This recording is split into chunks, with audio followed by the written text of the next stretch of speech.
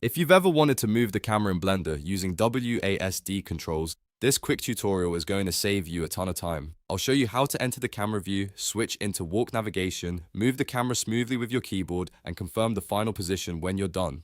If this helps, make sure to hit like and subscribe for more Blender tutorials. First, press 0 on the numpad to jump into the camera's point of view. This lets you see exactly what the camera sees, so you can make adjustments much more accurately. If your keyboard doesn't have a numpad, you may need to enable the camera view another way, but for most setups, 0 is the fastest method. Next, press Shift and the tilde key at the same time to enter walk navigation mode. This is the feature that gives you that first-person WASD style movement inside Blender. Once it activates, you'll notice that you can move the camera just like you would in a game. Now use W, A, S, and D to move the camera forward, left, backward, and right. W moves you forward, S moves you back, A moves you left, and D moves you right.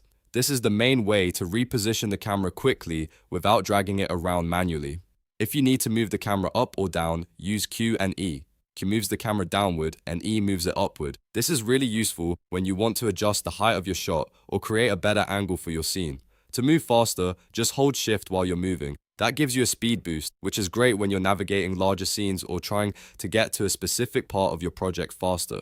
You can also move your mouse to aim the camera direction. This lets you look around while you travel so you can line up your shot more naturally. Take a moment to position everything exactly how you want it before confirming. When you're happy with the camera position, left-click or press Enter to confirm the final camera location. That locks in your new view, and now your camera is ready for rendering or animation work. And that's how to move the camera in Blender using WASD view controls. It's fast, simple, and perfect for adjusting camera placement without making things complicated. If this tutorial helped, please like the video, subscribe to the channel, and let me know in the comments what Blender tutorial you want next. Thanks for watching, and I'll see you in the next one.